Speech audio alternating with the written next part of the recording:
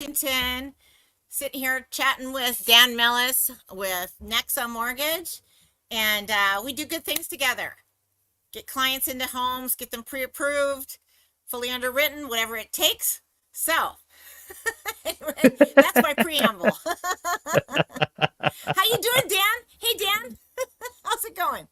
It's going great, Kat. How you doing? I'm not sure. I'm withholding judgment. Hey, look at my pretty newly painted porch. Look behind me. Look how pretty. Oh, doesn't that look pretty? Oh, it looks great. You can't quite see the blue ceiling, but it's got a blue ceiling. Oh, nice. Oh. And they're not done with it yet. The porch floor is painted over here, though. But they should be back soon, probably today while we're on air. We timed it just for that. More than likely. Anyway. Oh my gosh. Well, my TikTok crew couldn't hear me last week. So can you guys hear me? Can you tell me whether you guys can hear me? Let me know. Thanks for joining, Andrew, Johnny Jones. Hey, let me know if you can hear me, because last week you guys couldn't hear me. And no one, well, I think you guys probably tried to tell me. Oh, yes, we can. Oh, who was that said that? Let's see. Jeep Life. Yes. Okay. Yes, I have a Jeep. I've had 3. Go Jeep Life. All right. Okay, guys. So I'm ready to get started. How about you, Dan? After all that kerfuffled, I know that my TikTokers can hear me. Hi, Facebook. Hi, YouTube. Well, I've got good news and bad news for you. Oh no! Give me the bad news first, Dan. I'm scared. Well, the good news is we had a viewer. You got fair housing in the corner. That's good. Good job. Is that this way? Yeah. Right above you. Yes. Social media. Yeah. Social media. Supposed to have fair housing everywhere on the business card and everything. I probably they're not fair.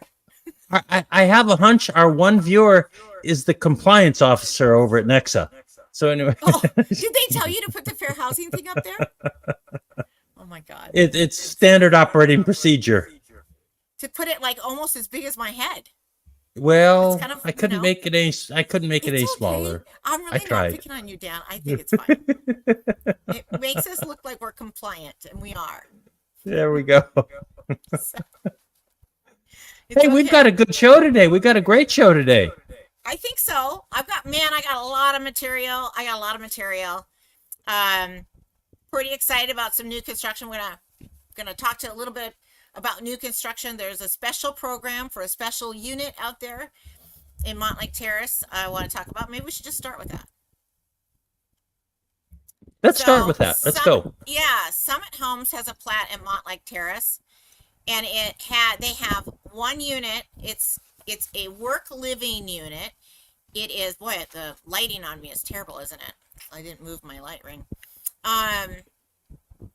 Anyway, it's downstairs on the ground floor facing a commercial street is a room that can be utilized for a service type business like a tax accountant or something like that.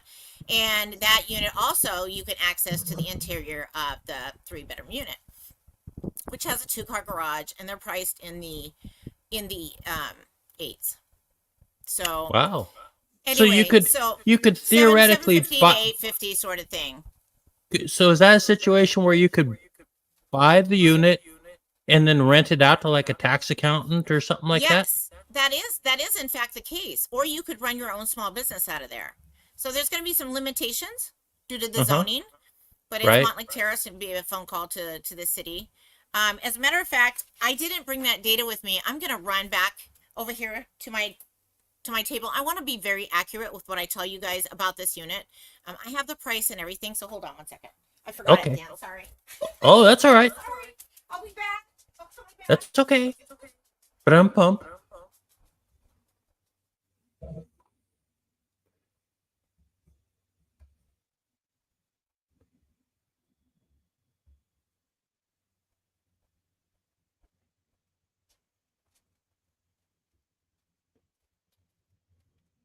Okay, I just wanted to make sure I got the price on this right. So, okay. I actually contacted one of the builders reps, and they gave me permission to put this on shout out, out on blast. So there's a unit. It's called Lot 13. It's Summit Homes, 47 North Platte. So right there, Montlake Terrace. Jed is one of the co-lists on it. Nice guy to work with. He's been very, very helpful. And this is what he told me today. So Lot 13, which is one of the live work units, it's listed for $750. It's actually $749, and change, right? So $750. They've dropped price just about $100,000 on those.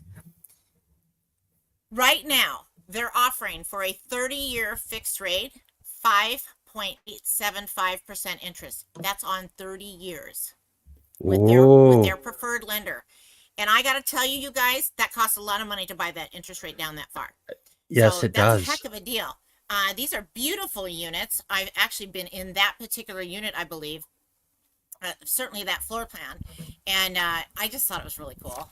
And the buyer I was taking through there, the wife just loved it. But it was just convincing her husband. She loved the tall windows in that front storeroom. The nice big door that goes directly outside.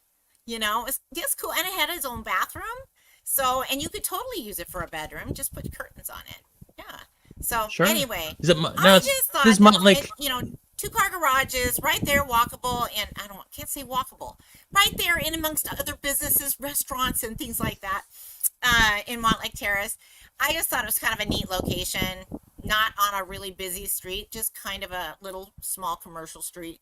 So anyway, I just thought it was really interesting, and they dropped price $100,000 across the board. He said today. So wow. anyway. So they drop. So let me see if I get this straight. They drop price by 100,000. Yep. They're giving you financing incentives, right? They're down to 5.875 on the rate, and it's a great location. Yes. And you can rent out the lower room if you wanted to defray some of the costs. That's right. Yeah. Boy, that sounds like a heck of a deal. I thought so. I mean, I thought it was neat before, and it was 100,000 higher. And now that the builders are getting close to being done with the plat. He's got 6 units left, and they're just ready to move on, right? So right.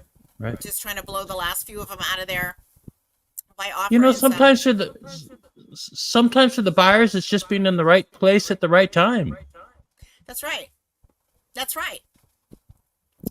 Yep, and so that they're offering some special incentives on certain units. So it's worth definitely giving a call or reach out to me. I can, find out whatever you need to know. But anyway, I just thought I liked it. I liked the plat, and they sent me an email the other day letting me know that they have been doing some additional price reductions and special financing. And so I thought I'd call Jed today and make sure it's okay that I put it on blast. So, hey, you guys, Summit Homes, 47 North. Motivated to get those homes off the market. Go check them out. They're cool. They're really cool. They gotta go. That's my shout out. And there's quite a few others. When I looked at how many price reductions in new construction there was this week, 10 came up. That's just in the last 7 days. So, right. But some of them are 20, 30,000. I mean, I think one was 5. Some of them are significantly more. Some have dropped price several times during the year. So they started maybe a little bit too high in March and then get a price reduction in June and then have really rethought things since interest rates have continued to go up. What is happening? And so, I think everybody's just trying to wrap their brain around the market right now. And to be fair, right. This last 7 days was pretty hot, like across the board. Really? We saw the market really soften when we were reporting on data last week, which was reflective of the week and a half, 2 weeks before. And I will tell you that the data this week or 2 weeks looks much stronger. So we're seeing a little bit of a early fall boost. we're not quite to fall yet. Late summer boost. Today's only the 19th, right? I'm a little ahead of myself. So anyway. So I wanted to do a little shout out to Summit Homes. Got a nice product over there, I think. Nice. So, hey, real quick, let's get to the stats real quick. But I want to show a chart. I had a client ask me about this stuff earlier today, and I pulled up an old chart. So I thought I'd show you. Dan, is you've got a chart. I've got a chart. Yeah, that's about all I'm good for these days is a Okay, I chart. want to see it. Let's see if I can find it now. All of a sudden. I just had it ready to go. We have a chart, guys. It was Now you're not just going to be able to ready. see it, you guys on TikTok, but Oh, here we go. Share the screen. oh, Bill There we says I go. grew up in Issaquah in the early 80s. Boy, it's changed. Boy, you're not kidding. And you know what? I've been here in this area for 27 years, I think it is, and it's changed. They're building townhouses across from my driveway. What is happening? I live in the country. I live in Clearview. There's no townhouses and multifamily, Anyway, I'm not sure what's happening, Bill, but I feel for you, man. Things are changing fast. So Okay, Cat and Dan just show real September quick, 19th. What are you showing me here, Dan? real quick. This is a chart of the 10-year Treasury going back 20 years. Okay. And the one thing you can see is if you go back into the 2007 to 2010 period where I've got that little red circle to the left, Uh-huh. that's pretty much where we're stopping right now. Oh, no kidding. It's kind of interesting. Yeah. So, there might not be a lot of upside left on the interest rates. Cue the laugh track. But anyway, I do. I think there a pretty good argument can be made For interest rates slowing down. Now, Dan has been saying this, guys, for 3 months. So, and we just keep watching him tick up, and now he's presenting me with a chart. So he's trying to back up his claim. He's still sticking with his claim. Like he's really stubborn that way. He still says he thinks interest rates are not going to go up anymore, and he's been saying that for a while now. Mom, if you're out there watching me, I'm sorry for saying this, but that's the stubborn Norwegian coming out in me. But to make a long story short, I think we're going to see a top between now and October 6th. Well, between tomorrow and October 6th. Okay. All right. That's my prediction. That's your 2-week prediction, Dan? That's my 2-week prediction to be updated in 2 weeks. Yes. Okay. But there is a logic to it, just so you know. I think we should take a poll. How many are with Dan and how many are not? The ones that are not, just put in laughing out loud. The one that where you have the tears coming out of your eyes, laughing so hard. Smiley face. Yes, that's the one. But I do think we're gonna see, and let me lay out the logic why I think we are peaking in rates in the next 2.5 weeks. Okay, so tomorrow we had the Fed meeting. They're going to pause, right? They're not raising rates, all right? So that's probably going to be strike one. They probably will raise rates 1/4 point, but I'll go out on a limb. I don't think they're going to. How can you be so sure, Dan? I'm pretty sure of it. They have been absolutely radical teenagers since the beginning of this thing 18 months ago. But I don't know. I read once in a while, and I think they're gonna pause. I think it's pretty strong. Anyway, so let's just pretend that they do pause tomorrow morning. Whatever it is, 11 o'clock they come out with the announcement our time. We're gonna pause. We're gonna look for data. What are they looking at? They're looking at the employment data. Okay, and the employment data comes out October 6th. Okay, so it's Friday, October 6th. That's the next employment report. So I'm saying between now or tomorrow and October 6th, the employment report, we're going to see a peak. There we go. That's my latest prediction. Okay, Dan. Okay. Now we can get on to our regularly scheduled show. We're going to just see what happens. I think there's at least some evidence, reasonable evidence, that we're getting really close to a peak in interest rates. Part of it is, how much pain do they want to inflict on the world? And so I think the world is hitting its pain tolerance right now. And I just don't think there's much left in the tank. Well, I think there's. I was talking to a guy in my office yesterday, and he's like, the pain point is going to be the commercial buildings because they don't get Yes. fixed rates. Those are adjustable, and they're adjusting. And they're not Yes. adjusting 1 point or 2 points. They're adjusting huge, and Like that ain't gonna doubling. fly. It's not gonna fly. No. It's gonna be a big problem with commercial buildings. He So is spot on. That's right. yeah, so that's 'Cause- that's sad to hear, and it makes me more nervous going forward because I already feel like we've already had quite a bit of fallout, whether the Fed acknowledges that or not. But the entire real estate industry is, and I know no one feels sorry for the real estate industry, but when you have agents out there that are starving and mortgage brokers that can't feed their families, it's starting to get pretty bad. So although the housing prices continue to seem to go up, there's not as much business to go around. And anyway, yeah, wah wah, yeah, I know violins are playing. I can hear it now. But anyway, I'm fine. Wait a minute. Let me pull it That's out. fine. Hang on. I found it. What'd you The find? world's The violin? smallest violin. The Yes. violin? I know. I don't really want anybody to play a violin for me, but I just feel bad for some of my colleagues. So, because I'm Me too. hearing they're feeling the pinch, and I'm sympathetic. It is what it is. It's just a Yeah, rough market right now, it's as a far rough as market volume right is now. concerned. Yep. In many ways, for many people. Yep. So, anyway, yes, support So, buyers for sure. so we've got two. So we've got a couple of stats I got put up on the banners. We've got the month supply of inventory, and then I put 14 days on the market. I didn't put 7, so we may be Okay. able to talk about 7, but that's what the two. Yeah. You want to start with month supply of inventory, or Let's start with month supply of inventory. You want to start with King County? let's start with King County. King All right. County month supply of inventory.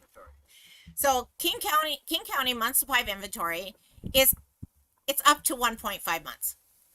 That's a big number because it hasn't seen 1.5 months in price since last year. So it is a big number. That will start impacting the data at some point. It didn't have a lot of effect this particular data set. 44% of sellers decided to set offer review dates. 41% of sellers got under contract within the first 7 days on the market. Again, a big number for this time of year. 50% of sellers got under contract within 14 days. And oh boy, you can tell the wind's blowing when my phone swivels. TikTokers lost me there for a second. My stand doesn't actually want to stand up over here. The wind's blowing so hard. Where's it going? Stop that. Oh, I'm gonna have to swivel the arm here. Oh, I'm all crooked and everything. Well, this is the Pacific Northwest. The wind does blow this time of year. Anyway, so there you have it, King County. So let me grab a jacket. I think I'm gonna need more than a jacket here in a second. I'm gonna need a weight to hold myself down. All right. Well, I'm gonna try this little khaki number over here. Woo! It's making it cold out here too. Jeez. Holy cow. Oh, my little dog has I must have had a little piece of paper out here because he's been shredding. Got my arm in the wrong hole. Where am I supposed to go here? All right. Doing this on camera. Jeez. There we go. Okay, let's see if I can get myself together. Oh my gosh, my hair is kind of going crazy.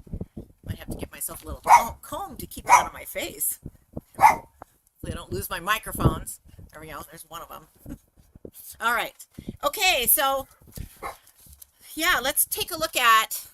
Straighten myself up here again. Let's take a look at Snohomish County. Snohomish, What's my okay. hair doing? Okay. Snohomish County month supply of inventory 1.2. 33% of sellers got under contract, or I'm sorry, 33% of sellers set offer review dates. So again, that number is higher, bigger than last week by a bit. 37% of sellers set off, or I'm sorry, off kilter now. The wind is jostling my brain. 37% 37% of sellers got under contract within the first 7 days on the market. And 49% of sellers in Snohomish County got under contract within the first 14 days on the market. So Snohomish County saw a little bit of a bump this past data set. Let's put it that way, because the 7-day data goes back 7 to 14 days, right? So a week to 2 weeks. So that anyway, that's how that works. If it's 14-day data, you have to go back 14 to 28 days. So, and then I have some more recent data that's just literally based on the last week, which I a lot of times don't talk about, but it's the most recent data. So, anyways, that's Snohomish County. So pretty impressive week. I'm attributing that to possibly the interest rates ticked maybe back down a little bit from the highs of 7.5. Because the 7.5 was kind of a bit of a, well, I gotta tell you, it didn't tick down too much. It's uncomfortable, right? You know, I mean, heaven forbid we see 8. Remember when we were like making fun of like, oh, we're going to hit 7%, you know, and now we're talking 7.5. And I got to tell you, every time we make fun of a price point for interest rates, it just seems like we go to the next one. And I'm like, oh, knock it off already. Fed, get a grip. Well, get a grip. I can't say more politely than that. Stop already. Well, I have to admit, I did have a client call me up. When they need to get a price quote on rates, and it's like, you sure? You really want a quote, huh? Okay. You really want a quote? Are you sure you want a quote? Because I'm not sure you're gonna like the quote, but are you sure you want it? Oh my goodness, yeah. Oh, my hair is doing all right. It's doing fantastic. Dan, what's that? Yes. Oh, did you say I look fantastic? Your hair's doing fantastic. Yes. Oh, thank you. Yes, thank you, Dan. I didn't want to miss a compliment, you know. Yes, that's right. So I'm just about to fly away here, but before I do, let's talk about Pierce County. I was hoping we would get to Pierce County. Dan, you know why? I like Pierce County, and I love Gig Harbor. There's a lot to love about Pierce County. I'm more of a Lakewood guy. I know. You've mentioned that. Yeah. My daughter and I were down in Lakewood. I think she's got a listing. She just had a listing close in there, and I think she's got another one in there now. So well, ever since I learned how to Lakewood, very familiar. You know what it is? I've learned how to spackle. And so in case you have a few random bullet holes around there, I can spackle for you. Dan, no, I'm just joking. That's terrible. In trouble. That's terrible. This fair housing lender thing up in the corner up here, you know. Then he starts talking about bullet holes flying around. That's terrible. Not sure what to make of that. Oh, yeah. Sorry about that. Oh, well. Anyway, okay. Pierce County, 1.3 months supply of inventory. So I believe that's creeping up a little. Just a little bit. Yeah. Smidge. So 43% of sellers did set offer review dates this past week. So it's a good percentage, really. That is way up. That's almost double what it was the previous week. Remember I said that seems like we've kind of done a little bit of a rebound.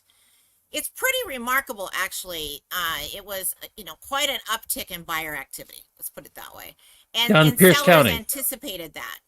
Yeah. So it must have been that interest. I didn't look at the graph and where interest rates went over the past 14 days. I should actually kind of try to correlate that, because I would imagine there's some kind of a direct correlation there. Is what I would imagine. So 36% of sellers got under contract within the first 7 days on the market. And 52% of sellers got under contract within the first 14 days on the market. So, Pierce County kicking ass. Just saying. Are you sure it's 52%? No, it's 44%. Oh my God. I have data from the other county above. That's what I read. Okay, no. Okay. The number of sellers that got under contract within the first 14 days on the market was actually 44% in Pierce County, which is still a big number. Thank you, Dan, for correcting me, because I don't want to put out inaccurate information. I really don't. And, I'm just reading from my little bitty notes here. So what I really need is I need a big blow up screen, You know what? I don't even have to look down at my papers, Anyway. I could memorize You know it if what's it was one next? county. But it's not This one is county, what I'm it's five. excited about. It's actually six I've been counties. waiting. I've been waiting all day for Mason County stats, and I Oh think my we're gosh, just Dan. about at. You know, Dan, I'm not going to disappoint you. Oh, here we Mason go. County. Mason County's up next. So, Mason County, 1.9 months supply of inventory. You're going to like this next number. Yes. 17% of sellers set offer review dates in Mason County this last week. That's up from 0% the week before. You know what that reminds me of? That old Nirvana song, "Come as You Are." Just come on over, make an offer. No need to worry about an offer review date. Just make us an offer anytime you want. We'll take any offer out there. Oh my gosh, Dan. You have a good perspective, Dan. I like it. Those people in Mason County, they're gonna be calling you. They're gonna What like are they you. going to be? 'Cause you're trying to drive the buyers to Mason County. What are they going to be Did that called? last week? We were dedicated our show to Mason County. They're going to be calling me something. I don't know what they're going to be calling me. Okay, 20% of sellers in Mason County got under contract within the first 7 days. 23% of sellers got under contract within the first 14 days in Mason County. So, you know, So I that's, got to ask you. Let me ask you a question. As a realtor, let's just pretend that this 23% under 14 days was being applied to, say, Snohomish or King County. Let's just pretend. yeah, that starts to look kind of dastardly. Would you hit the? When we start to see in the 20-something percentiles, for 14 days on the market for sellers to get under contract, that's when the market really starts to slow down. We start to see some pretty ginormous price reductions, and that's starts to create a little bit of more of a panic situation in these more populated counties. Because that just means the buyers are drying up. I was just curious. That's all. Yeah. I mean, I've listed properties when the stats have been that in Snohomish and King counties, and you just have to give your seller a very realistic time frame as to when they should go under contract. If they're one of the really nice homes on the market and they're prepared well, they don't need a new roof, they don't need new paint on the inside or outside, they've done all the proper preparations, they're staged. They've prepped the house properly for the market, and they're also priced right. I have it all. I have Kat's successful formula for home selling right here in front of me. Yes, hang on. If they followed my successful formula for selling their home, then they would sell probably within that first 2 weeks on the market, because they would be the one in four that gets under contract. It's an 11-step process. Yeah. Guaranteed. Actually, I left one out, Dan. I left out the front door. And actually, I don't often bug sellers with the front door, but the front door actually has a big impact on selling your home. And although it can cost you a couple $1,000s to change the front door, unless you've got someone that can change out the hinges and re-notch your front door, the one that you want to replace it with, it can cost you a couple $1,000s to replace that. But it makes such a big impact. It really does. So, and I notice that when I'm out showing, and my buyers notice it too. If somebody's got a really nice front door and really nice front door hardware, it just sets the tone when you walk in the front door. It does. We're spending a few minutes at the front door while, the agent is trying to get the lockbox open within a fairly short amount of time. But we're all standing there holding the screen door or looking at that front door. So, and that is their first introduction into the home. Right. So it can make a big difference. I think it's really important. So I would add it to my 11 steps, and I would make it 12. As a matter of fact, in my description, I added the front door to it. So you'll see in my description to that video that I actually have 12 steps instead of 11. Oh, okay. Because I'd written them all down. Snuck one in. Yes. There, Dan. Yes. I'm gonna have to rename this Kat's 12-step program for home selling. I know it. Well, if I get too many steps in there, I'm afraid people won't want to do them all. I think I have a lot in there already. Okay, I should change my jacket. Okay. I don't want to look redundant. You know, we're approaching Skagit County, Dan, and I want to make sure I look especially chic for Skagit County. I know you like Skagit County. I do love Skagit County. Yes, I do too. Oh, you little bugger! You got my napkin, didn't you? You shredded it. You're just a paper shredder. I'll tell you what. Look at how handsome. Look at this guy. Look at how handsome this guy looks today. Oh, fresh. We just got back from the groomers. Straight back from the groomer. Handsome as all get up. He's just been playing with everybody at Home Depot. As a matter of fact, he found a guy at Home Depot that gives out treats. He would not let that guy alone. He just kept dancing on his leg. Anyway, this is my boy, Mr. Fat Tuesday. And he smells so good right now. Oh, I know you, little buddy. He's my paper shredder. Okay, I put you down right here. Okay, good boy. Anyway, that's my boy. MFT. So, okay, so we are. It feels nice. We are now to the highlight of the show. Yes. Skagit County. Skagit County. Whoops, I'm off center again. I'll tell you what, this cell phone does not want to stay in one place. That wind is really playing havoc. Okay, Skagit County. 2.1 months supply of inventory. 16% of sellers set offer review dates. 37% of sellers got under contract within the first 7 days on the market. 47% of sellers got under contract within the first 14 days on the market. So those are pretty decent numbers, right? Snazzy couple of weeks in Skagit County. Yeah. Pretty snazzy. Yep. Kicking ass up there, Skagit County. 37% and for 7 days and 47% for 14. Those are very respectable numbers. Very strong sellers market numbers is really what that is. Very strong. Yeah. So I mean, it's basically identical to Snohomish. What's that? Basically identical numbers to Snohomish County. Yeah. Oh yeah. Yep. Yep. That's impressive. I would say it's very impressive. We're swapping glasses on you guys.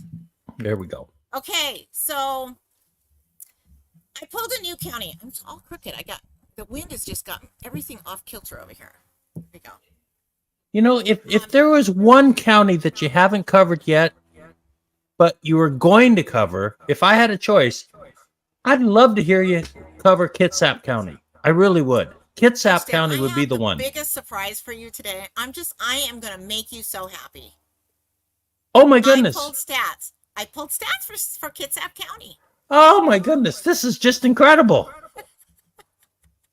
Dan, I love to make you happy. I mean, what can I say? It's phenomenal. And I know statistics just, amazing, right? So don't we all want to know what Kitsap County is doing? Because it's, hey, you take the ferry from Edmonds to Kingston, and what's happening with real estate once you get over there? Well, they have been rocking and rolling this year.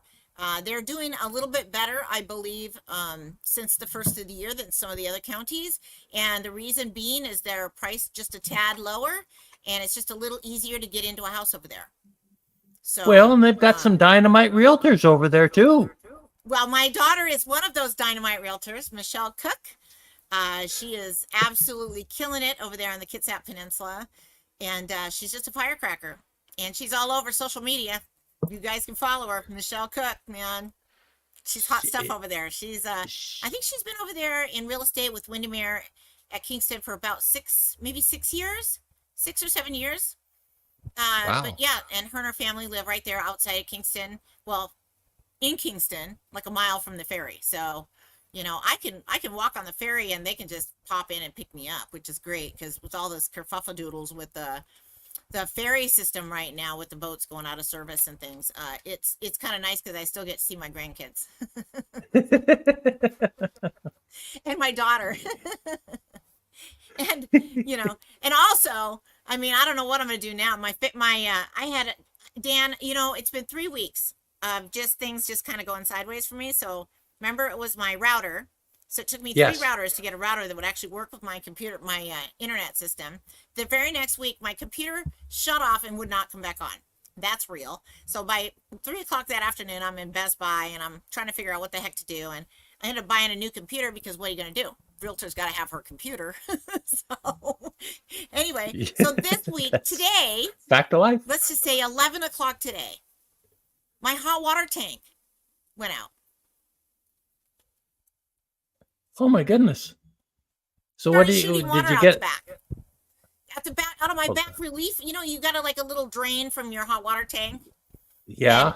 And so anyway, all of a sudden I heard this whoosh of water, and I'm like, well, Uh-oh. nobody's using the water anywhere. So I run outside trying to figure out, and if somebody's using the back, water faucet back there, and no. As a matter of fact, there's just water just shooting out of the back of my house out this little relief valve pipe thingy that it's the overflow pipe for the hot water tank. So I call my son-in-law, and he's like, well, shut off the water main. And I was thinking, oh yeah, I can do that at my house because I have a little water shut off right next to my hot water tank. So I shut that off and it shut the water off. He's like, all right, so clearly your relief valve is not working. So I was like, well, I really need, I need to take a shower. And, he's like, well, you might be able to take one. So just leave your electricity on and then just turn the water on, go take a shower, and then turn the water back off to your hot water tank. And I was like, all right, I can do that. So I did that. So all the time I'm taking a shower, it's whooshing out the back of my house, And so then I shut it back off. My shower, by the way, cold as ice. Yeah, not so good. Ugh. Anyway, so That's I not so think good. that's number 3. Isn't that how it works, guys? Three things in a row, and then that's it. You're done. So I'm counting on that. I've had a couple of rough weeks. Not to mention It's the rate in my house. You can only imagine what that's done. Because they're not done yet. Anyway. But they're almost done. I'm whining. Literally. Okay. Kitsap County. Kitsap 1.4 County. months supply of inventory in Kitsap County. 17% of sellers set offer review dates. 37% of sellers got under contract within the first 7 days on the market. And 48% of sellers got under contract within the first 14 days on the market. So, Those are Kitsap pretty County, darn solid rocking and numbers. rolling. Yeah. I'm just, Kitsap County. just looking at Kitsap, and I'm kind of dividing up in my mind between, let's say, King, Snohomish, which has, bigger population, and then you've got, Pierce, and then Mason and Skagit, which are kind of a little closer to the demographics, let's just say, of Kitsap. And so out of those 3 counties, Kitsap's doing the best. Yeah, Kitsap County's knocking it out of the park. Hey, one of my TikTokers said I'm doing a great job. I think that's what they meant by doing a great job. So, hey, thank you guys. I appreciate that. I like a little nice feedback once in a while. Sometimes I feel like I'm talking to myself. And I can't see my phone very well because I sit far back from the camera because I do so much of this, with my hands. So, every once in a while I lean in and I can see if anybody's looking and if they shoot me any texts or anything. So, any questions. So, I appreciate you guys. Anyway, so okay, I wanted to define. Gosh, I'm crooked over here. My cell phone just keeps twisting on me. I wanted to define the difference between average and median, since I use that so often in my statistics. So average. So for instance, I'll say the average sales price in Snohomish County is $812,000 and odd change, right? And so Right. how you get the average would be you add up all the sales prices for that month. If you're using 30 days worth of data, you add up all the sales prices and you divide by the number. So if it's 200 homes sold, you would take the total, the 200 sales prices, and you would divide by 200. That's going to give you the average sales price. Now, if you're trying to figure out the median sales price in, let's say, Snohomish County, you're going to take that data set of 200 homes. You're going to put them in chronological order from the least to the highest, or vice versa. You're going to pick that middle number. So 100 or 101, or what the average is between 100 and 101, whatever those prices are right there. You're going to take that middle number, and that's going to be your median. So, oftentimes the average sales price will be 8 something, and the median will be 750. So a lot of times the median does fall quite a bit lower because there might be a lot more homes that are priced quite a bit over 800,000. So 1.5 to 2 million out in that, some of the estates around the area. Whereas there's going to Right. be fewer homes that are priced 100 to 200, right? That just doesn't exist. So sometimes the average sales price or average gets drug up depending on the type of data that you're looking at. So, Right. but I just thought it was important for me to explain the difference between average and median for people that don't use data all the time. So, Right. anyway, which I'm Well, sure is and most of the you public. know, you get So, you get these home pricing reports that come out, and it's good to know the difference between the median and the average because some of them will use average, some will use medium and median. it can be very confusing, and I look for it too. So when I see these home reports that come out, I want to know, are they using the median data or are they using the average data? Because that matters to me. So like, are they Right. using average price per square foot? Or are they using median price per square foot? Because it again, it is skewed by the type of data. So when you're talking sales prices, it's often skewed higher when it's average versus median. And so, but it's Right. just nice to know that difference. You guys don't really need to know that, but I just thought it's nice for me to mention it so you have an idea that that can be different. Right. So okay, I have a client. So I was a guy called me the other day, and he's got a fourplex that he wants to sell in kind of the Linwood area, which is South Snohomish.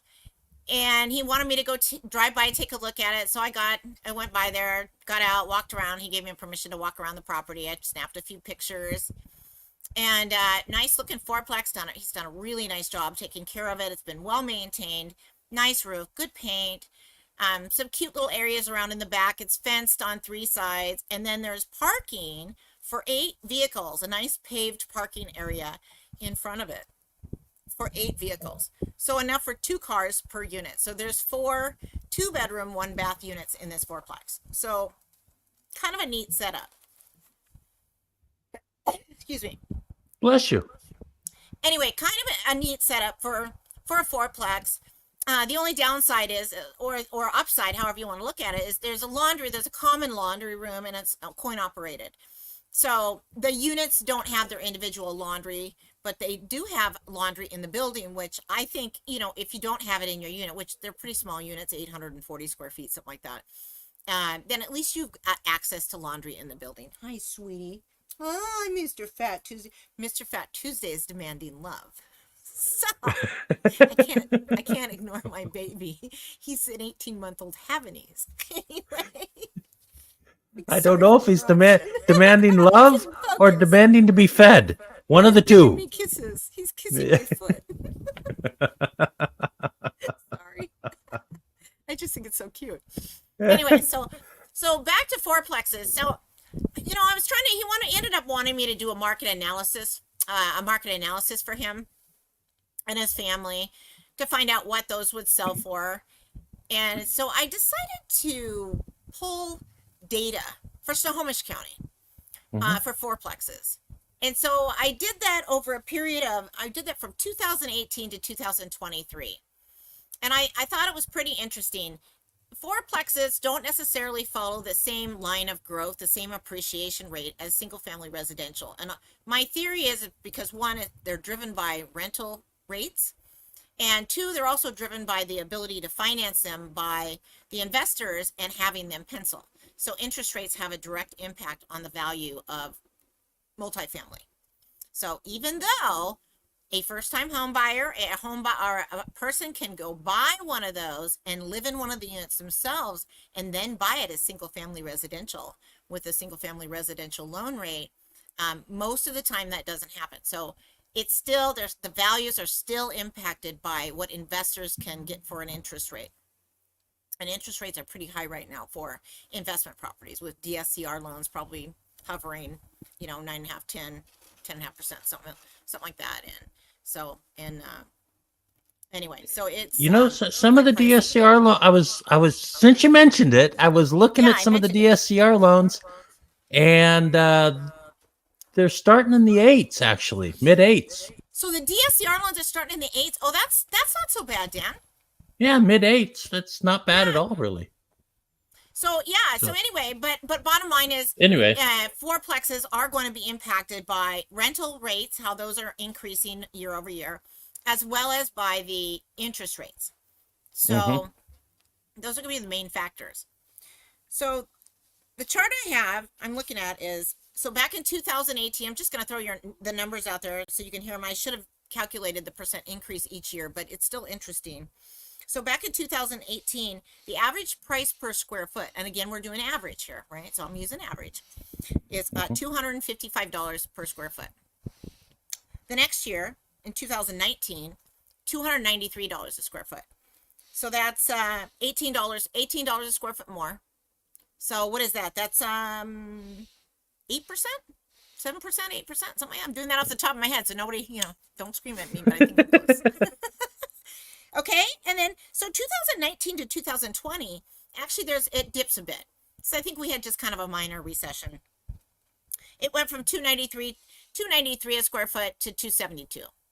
So again, a drop of 21. So, again, 7%, 8% drop, something like that. So actually 255 to 293, that's more than 7%. That's 39, right, Dan? What am I doing wrong here? Is that 30? 255 to 293. That's 38. So that's Yeah, actually a pretty big jump. That's over 10% jump from 2018 to 2019. I should have did the calculation. Sorry, guys. that's okay. So that was a pretty good jump, 2018 to 2019 for fourplexes. And this is just fourplexes. This is not any other type of multifamily. So, but I just thought this was interesting. Where's this property at? Is it which county? Snohomish. Snohomish. Okay. So the fourplex that I've done a market analysis on is actually South Snohomish County. It's actually further south than most of Snohomish County. So this price per square foot on his property is not going to be exactly where these are, because this is an average for the whole county. But I was looking to this to give me an indication as to where to take him as I was looking at properties that had sold the previous year, last year, like in September through November. And so I wanted to get an idea over the years what fourplexes, what the average price per square foot had done over the past 5 years, just to give me another angle. Another way to back up data, right? So we have all kinds of ways as realtors to take a look at data and figure out where the pricing should be today. But this is just one way that I like to do it. So it could take a look at another fourplex that sold in 2018, calculate what the difference was between $255 and $388 a square foot, and apply that percentage to if he bought it 5 years ago to what the price should be today, considering everything else is equal. So there's a lot of different ways for us to come up with pricing, but this was just a little informational background for me so I could see what fourplexes had done in Snohomish County over the past 5 years. So we came back down a little bit in 2020, back $21 a square foot down to $272. Then we went up to $335 in 2021. And so that looks more like, what is that? 70. That's a pretty big jump.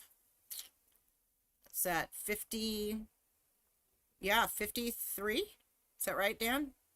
70. No. From 60? where? From where to where? 63 points. So 63 divided by 272. And anybody know what that is? That's going to be 18, 17, 18%. Cat's taking a stab at it again. Well, let's break out the calculator. Yeah, you get your calculator out, because my phone, I use my phone, and TikTokers are using my phone right now. Aren't you, TikTokers? So we're looking at 63 divided by 272, right? Hi, Nick. We're looking at 335 minus 272. 335 minus 272. 335 minus 272. Let's just get this right. 272. And then you're going to take that, you're going to divide it by 272. There we go, 272. I do know how to do my stats. 23%. 23%. So that was 2020 to 2021. And I'm sure we saw a fairly good jump in single family residential during that time frame as well. I don't know if it was as much as that, but that's when interest rates were at 3%, right? Mm-hmm. So Mm-hmm. look at multifamily go. So then we got 2021 to 2022. So that would have been 335 to 361. So you want to do that, Dan? Take 361 and subtract 335. He's got a calculator over there. 7.8%. That's not bad. 7.8%. So that was Yeah. from 2021 to 2022. Now let's take the same data, 361 and now that it's 388 a square foot now. So 388 minus 361 and divide it by 361. 7.5%. And there's nothing wrong with that. So that's what we're pretty darn seeing, solid. And this is what the graph looks like. So this is 2018 and this is 2023. You can see it's fairly constant rate of growth for fourplexes. So as an investor, that would make me feel fairly confident in purchasing a fourplex. So I think what's interesting right now is that we have particularly high interest rates considering all the past years for the last 15, 20 years, right? For a long time. Right. And so I think once we see interest rates ease back down a little bit, well, actually, I don't know what happened there. I lost my, should have did that. Hold on. Trying to cancel the call. It shouldn't come in. Okay, sorry about that, guys. Okay, so when interest rates come down, which I would imagine that we're not going to stay at 7.5, 8% for a terribly long time. We might go back and forth for a while, but I don't think we're going to stay there for a terrible length of time. So when interest rates go back down, if these multifamily wind up penciling now at this higher interest rate or get close to penciling, what's going to happen when interest rates go back down? Dan, what do you think the answer is to that? Wildly profitable. They're going to go up. They're going to go up in value. They're going to go up in value because now the loan costs less. That's the right. Loan for the new investor will cost less money, and so it will pencil more easily. And that's providing that rental rates stay the same or creep up. So, but anyway, I just thought that was interesting. I wanted to make sure I went over that today. I just thought it was interesting. I was some data that I pulled specifically for a client. And I love to just kind of bring that to light because I just think multifamily is interesting. It's different than single family. And my daughter and I are all about picking up multifamily right now. So they just picked up a triplex down in Aberdeen, and they're headed down there this Friday to check on some repairs. The tenant that was not paying moved out. So that's a beautiful thing because now they can renovate that unit. And they can do some renovations around the windows. The window trim on the outside was rotted. And so when they purchased it, they were, bent on absolutely repairing that right away. So they've got a contractor that's willing to do that. I think he's going to charge them like $4,500. So well worth doing. Just handle it. They're going to replace it with a PVC type trim product, but it will never rot. So that's the beauty of using that. Just you have to keep it right. You have to keep it caulked, right? So. Well, but anyway, they did a heck of a job on that property. They really did. They got a heck of a deal on it, Dan. Yes, they did. It appraised at, what was it, 50,000 over or 50 something thousand over what they paid for it? That was just so underpriced. I'm sorry. And I think it's I'm sworn to secrecy. I know, right? Pickle lock. Anyway. So I have other topics I wanted to go over really quickly. I don't know how much time we have left here, but I thought, timing the market. So the reason I'd like to talk about timing the market is I have some buyers that we kind of had that discussion. I've actually got some sellers too that don't have to sell at any particular time. And so it's a conversation I don't often have. But when it doesn't cost the seller or the buyer any extra money, it's worth having the conversation. So the best week to sell in the 12-month period is the 1 week between April 18th and April 24th. Little known fact. So I've always known it's about the third week in April, and so that was my guess. My broker said, "Hey, what's the best week to sell in during the year?" And my guess would have been April 21st to April 28th, and he said April 18th to April 24th. So I was like, okay, well, I got that one. But having been in the business this long, you do notice some certain cycles. So So when my daughter and I go to sell something, we do try to time the market, especially if it's like a flip or something like that. But if you have a seller, hi baby, if you have a seller that doesn't have to sell and they're equally ready for the market today as they would be in April, then it could behoove them to go ahead and wait until that third week in April or to April something. You don't normally want to push that to May, so I hate to be so specific, but May can get kind of flaky as well as June. So there's a real sweet spot, the middle of April to the end of April, without hitting any holidays. So that's the trick. Because you usually will sell within that first 7 days, and that is why it's the sweet spot. And you Unless may get more than one offer. Easter shows up. Quite amazing. Anyway, so a little trick. When you do have Easter in there, you got to work around Easter. You can't have Easter in there. No Easter. Okay, I was just curious. Okay. No Easter, no holiday. So you got to work around that.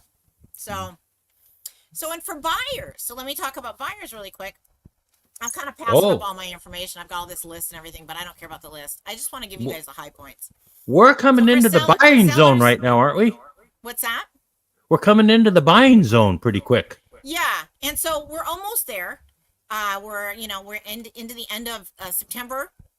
Yep. So real quick, I have buyers. I have more than one buyer that have kind of held back in purchasing a home because the cycle of the way home sales work and the way pricing works during the year, it's not always this way, but there's a typical cycle. January through May, we have prices increase, and then as June, July, and August come around, we get more homes on the market. It levels off. Sometimes it starts to taper a little bit. And then we have September, October, and November where things just the prices kind of come down. And so the perfect buying opportunity would be almost now, but I would say still wait another month. Mm-hmm. But things will be much better for buyers, I believe, in November. So the end of October, beginning of November has been historically when I've been able to get my clients the best, I don't want to say best deal, but the best value for the money. And oftentimes our appraisals will come in over. Just because sellers get frustrated sitting on the market, or they're scared and they come on lower. And they should be scared because there's a lot fewer buyers during the holidays, to be fair. So it just can be a really good opportunity for buyers to pick up a house and maybe pay 5% less, 5 to 10% less than maybe they would have at the height of the year. And you might have had to compete in May, at which point you might have paid even 15% more. So it can be, if you have the flexibility, if you can afford to time the market, it can work to your benefit. Now, the caveat for buyers is this. There's not going to be much inventory for you to choose from. So if you have a particular need, like you want the house to face a certain direction for whatever reason, I like the back of the house to face south. That's my preference. But not everybody has that preference. But if you really need the house to face a certain direction, or there are other specifics that you need that only certain types of homes are going to have, then you might consider looking for a little bit longer period of time, giving yourself an extra month or two. So you might want to start looking now to give yourself enough time to find that particular house you want. If you're not that particular, you're not that picky, then timing the market can be a good way to go for a buyer and a seller. Well, and if they are looking for the house to face a particular direction, they can just be a little bit more flexible. Maybe start looking now, and then they got a full 2 months to start looking to find a place. And so, how important it's just a question came in when I'm listening to you about particular direction. How often does this what's it called, feng shui or something like that? Feng shui. How often does that come into the picture? Occasionally, or more often than occasionally? I have to tell you, there's a lot of things about feng shui that I follow when I'm listing homes, when I'm staging them. There's a lot of principles of feng shui that suit real estate very, very well, and it's in your best interest to follow those principles. I've got several books on it, and I find it fascinating, actually. So there's a lot of things about energy flow through, and that you want to pay attention to, and It's fun actually, and it's very Yeah. informative, and it's useful, it's helpful. So, but that sort of thing does come into play with a bunch of different cultures for sure, but just even individual belief systems with, again, with the different um, zodiac signs and religions, and or again just personal preference. Like myself, I'm like a sun worshiper. I don't mean that literally, you guys. But I mean, I for me, I can't be in the trees. I need to have sun and sky, lots But of not it, too hot. and windows. But not everybody is like that, and so there may be people that actually do want the south side to face north, Right. or whatever, or the front door to face a particular direction. Huh. So those are things that we as real estate professionals try to be sensitive of. Well, that makes Because I sense. I don't mean, want people giving up something that's really important to them because we found a house that should fit their criteria. So right. when I bought this house, I'm just going to throw it out there. My realtor let me let go of my number one criteria, which was I needed to be able to walk out my door and take a walk on a trail or walk somewhere. And my driveway is off of a highway. I can't do that for 25 years. 27 years, whatever it's been, 27 years, I think it is, 26 years. I haven't been able to do that, and I should not have let go of that. And my realtor talked me into that. And so I became a realtor. Because no, don't you ever do that. Don't give up. Don't give up the most important criteria. So if the direction a house faces is important to you, you keep that. Hang on to that. Stick Don't to your give that up. guns. Not because your realtor says, "Oh, this fits all your criteria." No. No, you know what your criteria are. You voice those to your realtor, and I, as a realtor, I would make sure you stick to your. Because when somebody tells me they need a main floor primary bedroom, I've had clients try to give that up. I'm like, oh no, you don't. You told me that was important. I'm not letting you give that up. You just hold on. We'll find you one, and we always do. So that's the other point I want to make, is that don't give up on your primary criteria, because that house will come along unless you're looking for a unicorn. And then that's not going to happen. So Right. the house with the view, 1 story, newer, shop and extra parking for RVs. You know who you are.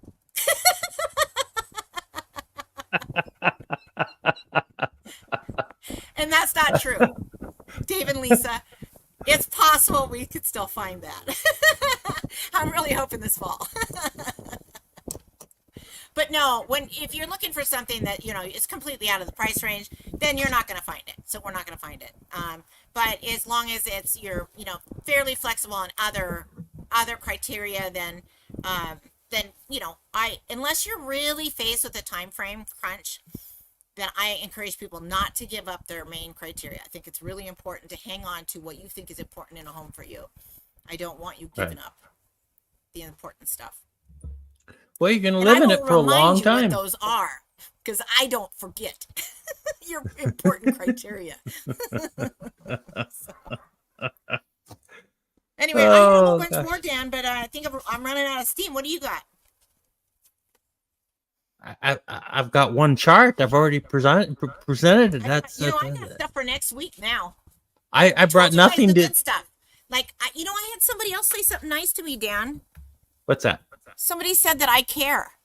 And you do care. Go, user 436 something says you care, and that's why more should listen.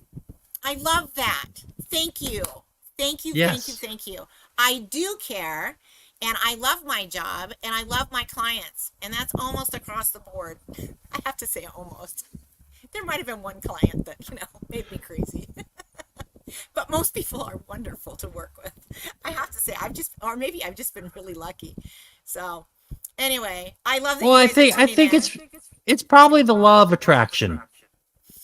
Good realtors attract great clients. I mean, I have a good heart. I know that. Good people. And I think most of my clients do too. Like I'm a dog lover. Not all my clients are pet lovers, but even the ones that are not have been very wonderful, good people to the core. And so it's been really fun for me. I've just been blessed. I mean, I just feel very grateful. Mr. Fat Tuesday agrees. Mr. Fat Tuesday has, are those my painters? Let me check. I'll be right back. I'm scared that it's my painters. Oh, no, it's not them. This is probably going to be one of those days they actually don't show up, and I'm going to be, after we get done with our live here, I'm going to be like, wonder what happened to my painters. They were supposed to show up at 2 o'clock. And now it's going to be what? Is it 5? Oh, it's 5:10. It's 5:10. No painters. No painters today. I have to tell you, if they were going to give me a day off, this would be the day. But I did skip a luncheon engagement with my daughter and Bob. This guy, a client of ours, Bob, actually, he was her client, and then she kind of shared him with me because he had a house in Marysville, so I helped him sell it. So I got brought in on the transaction because I was local over here. Anyway, so my daughter, who's a realtor over in Kingston, used to live in Camino, and got to know this guy Bob in Marysville, and so we helped him sell his house. I pretty much commandeered that process. But anyway, so nice guy, sold his house back 4 or 5 years ago, ended up renting an apartment in downtown Seattle, has been loving it. I'm not sure how much he wants to continue that journey, but it sounded like he maybe is thinking that he might want to purchase something again. But he wanted to be able to walk around all downtown Seattle and just kind of explore instead of being stuck out in Marysville. So he just wanted a change of lifestyle. Yep. So my daughter's meeting him today at the Kingston Ale House, and I'm not there because my painters were supposed to show up, and I need to babysit them. Now, I love my painters, don't get me wrong, but I want to make sure everything gets finished up the way it's supposed to. They've got a little bit left to do. I want to be happy. No. Plus, I got to be here to give them their tip, Plus, I have some extra tasks for them to do. So they're going to do some extra. They're going to fill up the trailer for me because I got to get rid of a bunch of garbage. So they were going to fill up the trailer for me, and then I buy them beer every day, and I was going to give them a really nice tip at the end, and they had agreed to go around and pick up some garbage for me around the yard, just wood, miscellaneous wood that got strewn here and there from the different carpenters that have been here fixing things over the summer. So anyway, so I was planning on being here for them, but I was going to do a live stream too, Dan, so I guess, and for you guys, because it's Tuesday and that's what we do. So anyway, miss you, Bob and Michelle. On Tuesdays. And sometimes on Wednesdays. What? What about Tuesdays Wednesday, and sometimes on Wednesdays. Sometimes on Wednesdays. and sometimes on Friday. And sometimes on Friday. When I was having internet trouble, we got pushed back till Friday, and then we went live again like the following Tuesday. It was like they were back-to-back lives. Kind of crazy. Anyway. Got to give the people what they want. What's that? Got to give the people what they want. Well, we have to. I mean, they're gonna start relying on us to show up on Tuesdays. If anybody wants to hear what's hot off the presses and in real estate, you know where to come to, people. There you go. Plus, I gotta keep you guys informed about what my clients are doing. Yep. I got my fourplex guy. It's hard to say what he's gonna do. I got my investor into a place this year down in Aberdeen, which is where my daughter ended up buying because I told her about Aberdeen. By the way, boy, there's no better place to get a property out of pencil than in Aberdeen, Washington. I shouldn't be letting that cat out of the bag because I want to buy some stuff down there. Dang it, I should keep my mouth shut. But look at me sharing with you guys. Authenticity, right? There you go. Yes. That's authentic. And I sold my Mustang. Got rid of that convertible, Dan. Oh, wow. Yeah. That's No kidding. pretty cool. You've been busy. I don't like to advertise things. I don't like people stopping by my house. So it was always hard for me. Finally, I just drove it up to the top of the driveway with a price on it, my phone number, and my phone started ringing and wouldn't stop ringing. Got rid of it like Sunday morning. I think I put it up there Saturday morning. It was gone by Sunday morning early. Because I wasn't being greedy about it. I just wanted to get it sold, give it a happy house, a happy home. Anyway, it turns out this guy, what's the kid's name? Eduardo. This kid, Eduardo. His dad and his son are the same name, Eduardo. Anyway, this kid, he's 16. He's just going through driver's ed. He's going to be driving my Mustang convertible. It's beautiful. It's white with a black top. Anyway. Oh, that's he cool. Can't even drive it yet. I said, it's a sexy car. They were giving me a hard time on price, and I was like, Listen, this is a sexy car. It's worth every penny what you're paying. And it is a sexy car. I'm like, it's a classic. And it is a classic. It's a Mustang convertible. It's a classic. 1994, but that's a gorgeous year. It's a gorgeous body. Anyway.